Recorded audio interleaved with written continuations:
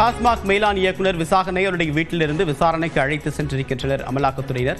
கூடுதல் தகவலுடைய நிகரானுடைய செய்தியாளர் கோகுல் தற்போது நேற்றும் இதே மாதிரி விசாரணைக்கு அழைத்து போனாங்க. இன்னைக்கு 2வது நாளா விசாரணைக்கு அழைத்து போயிருக்காங்களா? என்ன நடக்குது அங்க?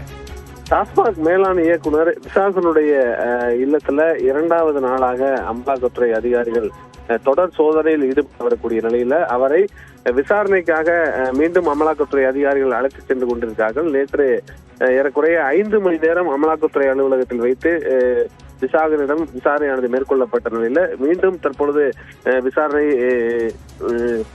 விசாரணைக்காக அழைத்து சென்று கொண்டிருக்கிறார்கள். தொடர்ந்து பல கேள்விகள் அவரிடம் கேட்கப்பட இருக்கிறது. பல ஆவணங்கள் கைப்பற்றப்பட்ட நிலையில அந்த ஆவணத்தின் அடிப்படையெல்லாம் அமலாக்கத்துறை அதிகாரிகள் விசாகனிடம் விசாரணை மேற்கொண்டிருக்காங்க. ஏறக்குறைய 27 மணி நேரத்துக்கு மேலாக அவருடைய இல்லத்துல சோதனையானது நடைபெற்றிருக்கிறது.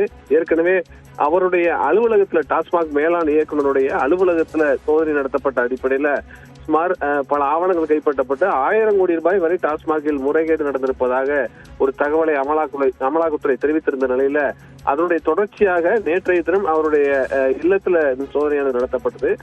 டாஸ்மாக் பொது மேலாளர் எல்லாம் நேரடியாக சம்மன் அனுப்பி விசாரணைக்கு ஆஜராகி அவர்கள் எல்லாம் அளித்த தகவலின் அடிப்படையில மேலாண் இயக்குநரிடம் 2வது நாளாக விசாரணைக்காக தற்பொழுது அமலாக்கத்துறை அலுவலகத்துக்கு அழைத்து சென்று கொண்டிருக்காங்க.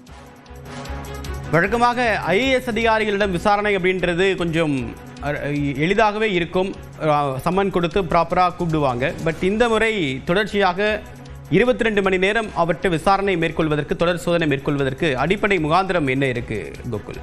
நிச்சயமா ஏற்கனவே டாஸ்மாக் மேலாண் இயக்குநருக்கு அமலாக்கத்துறை விசாரணைக்கு நேரில் ஆஜராக சம்மன் அனுப்பியதாகவும் ஆனால் அவர் விசாரணைக்கு ஆஜராகவில்லை என்ற ஒரு தகவல் தெரிவிக்கப்பட்ட நிலையில தற்பொழுது அவருடைய இல்லத்துல சோதனை நடத்தப்பட்டு நேரடியாகவே அமலாக்கத்துறை அவரை விசாரித்து வருகிறார்கள்.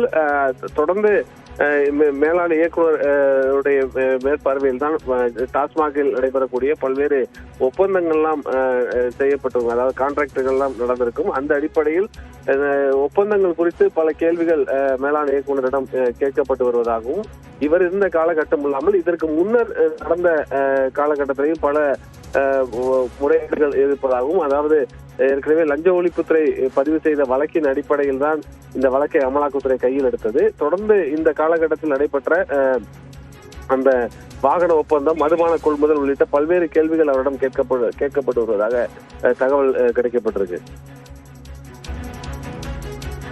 உங்களுக்கு விரிவான தகவலுக்கு நன்றி கோகுல்.